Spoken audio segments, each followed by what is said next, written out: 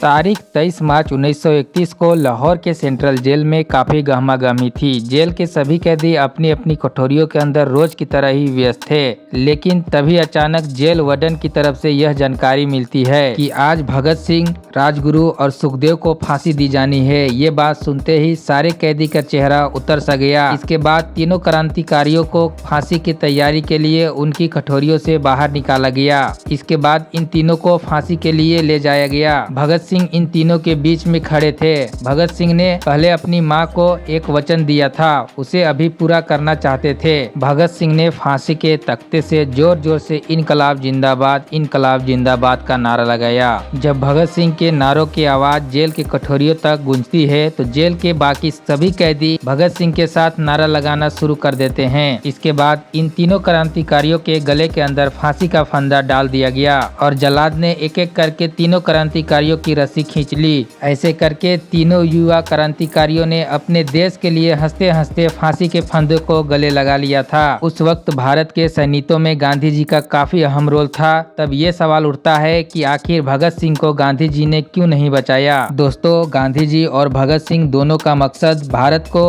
अंग्रेजों के वेड़ियों से आजाद कराना था, लेकिन दोनों के रास्ते अलग अलग थे।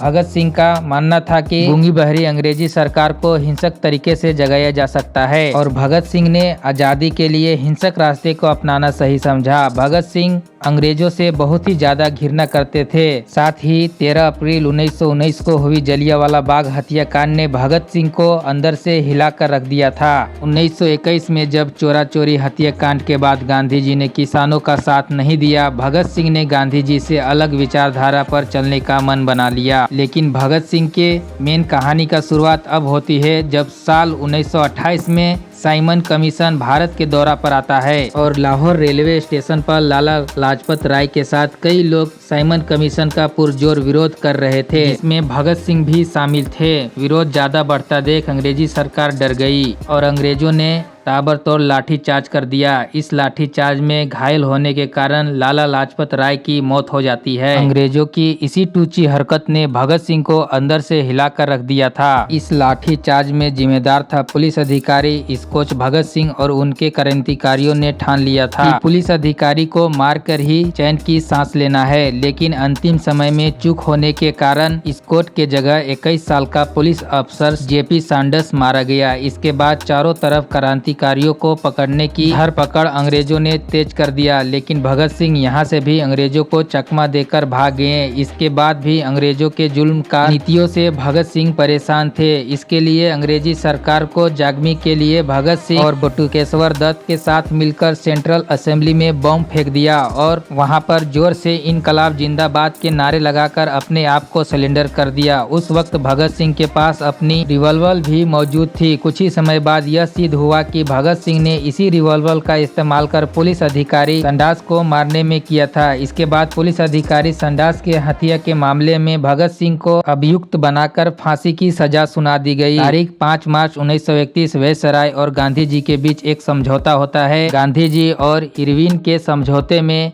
ये हिंसक तरीके से पकड़े गए सभी कैदियों को छोड़ने पर सहमति बनी, लेकिन पुलिस अधिकारी के हत्या के मामले में पकड़े गए भगत सिंह को लेकर कोई भी सहमति नहीं बनी। इसके बाद यहाँ से विवाद शुरू होता है। लोगों ने सवाल उठाना शुरू किए, भगत सिंह जैसे क्रांतिकारी को फांसी दी जा रही है और गांधी जी ब्रिटिश सरकार से समझौता कर रहे हैं। इसके बाद कई जगह सार्वजनिक सभाओं में गांधी जी का विरोध होने लगा और फिर 23 मार्च 1931 को भगत सिंह और दोनों क्रांतिकारियों को फांसी दे दी गई। इसके बाद लोगों आक्रोश से भरने लगे, लेकिन लोगों का ये गुस्सा केवल अंग्रेजी सरकार के खिलाफ नहीं था, बल्कि गांधी जी के प्रति भी लोगों में भयंकर गुस्सा था, क्योंकि गांधी जी ने इस बात का आग्रह उस समझौते में नहीं किया कि भगत सिंह को फांसी माफ नहीं की गई तो ये समझौता नहीं होगा। इसके बाद 26 मार्च 1931 को कराची में कांग्रेस का एक अधिवेशन हो रहा था। 25 मार्च को जब गांधी जी वहाँ पर इस अधिवेशन में हिस्सा लेने के लिए पहुँचते हैं तो लोगों ने उनके खिलाफ जमकर विरोध प्रदर्शन किया और उनका स्वागत काले कपड़े दिखाकर किया। साथ ही गांधी मुर्दाबाद, गांधी गो बैक के नारे लगाए गए। कांग्रेस में सुभाष चंद्र बोस और कई लोगों ने गांधी जी और इरविन के समझौते का विरोध किया। वो मानते थे कि ब्रिटिश सरकार अगर भगत सिंह की फांसी को माफ नहीं कर सकती थी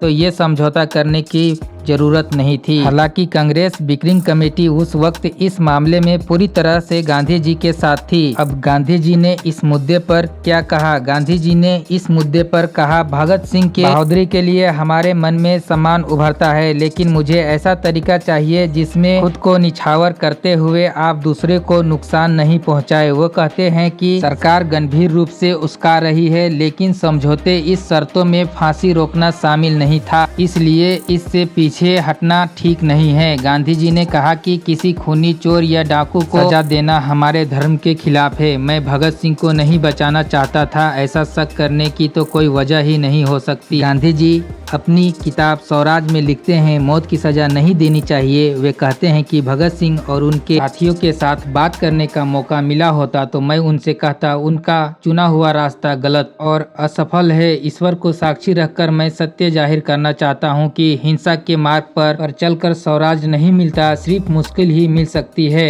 मैं जितना तरीकों से वैसराय को समझा सकता था मैंने कोशिश की। मेरे पास समझाने की जितनी शक्ति थी इस्तेमाल की, जिसमें मैंने पूरी आत्मा उड़ेक दी। भगत सिंह अहिंसा के पुजारी नहीं थे, लेकिन हिंसा को धर्म नहीं मानते थे।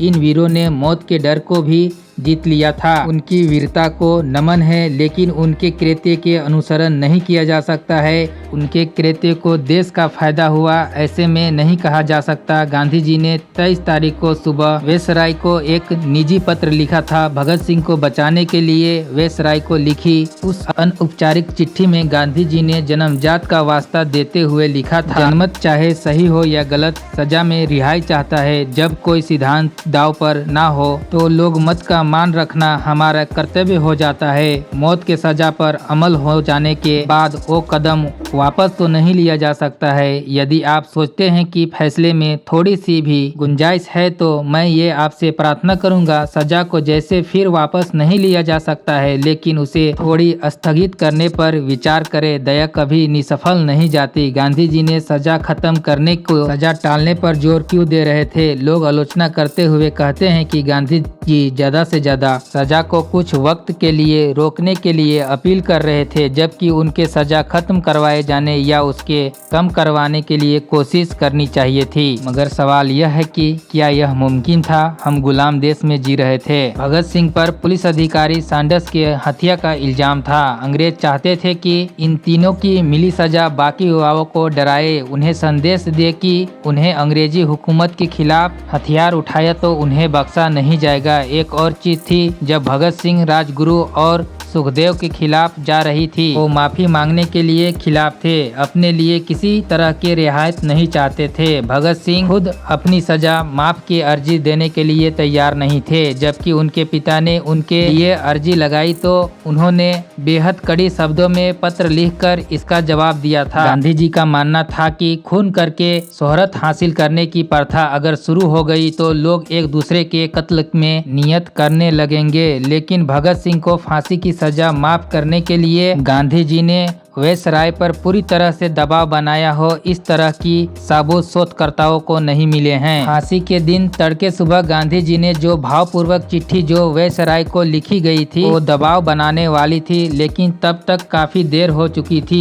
इस विषय पर मौजूद रिसर्च के आधार पर यह कहा जा सकता है कि फांसी के दिन से पहले गांधी और वैसराय की जो चर्चा हुई उसमें भगत सिंह के फांसी के मुद्दे को गांधी जी ने गैर जरूरी माना। इसीलिए गांधी जी द्वारा वैसराय को अपनी पूरी शक्ति लगाकर समझाने का दावा सही नहीं जाना पड़ता है। भगत सिंह के बहादुरी को मानते हुए उन्होंने उनके मार्ग का स्पष्ट शब्दों में विरोध किया और गैर कानूनी बताया। गांधी जी उनकी सजा माफ नहीं करा सके, इसके लिए गांधी जी से भगत सिंह से नाराजगी से जुड़े कोई भी साक्ष्य नहीं मिले हैं। लेकिन भगत सिंह के स्वभाव को देखते हुए लगता नहीं है कि उन्हें ये बात कचोटते रही होगी कि उनकी सजा को माफ नहीं कराया गया। कुछ लोगों को इस बात में भी भ्रम बना रहता है कि भगत सिंह को भरी सभा में बम फेंकने के इल्जाम में फांसी हुई थी, लेकिन हकीकत में भगत सिंह को असेंबली सभा में बम फेंकने के लिए नहीं बल्कि पुलिस अधिकारी सैंडर्स के हत्या के मामले में फांसी की सजा सुनाई गई थी। हालांकि दोस्तों, भगत सिंह की फांसी को रोका तो नहीं जा सका, लेकिन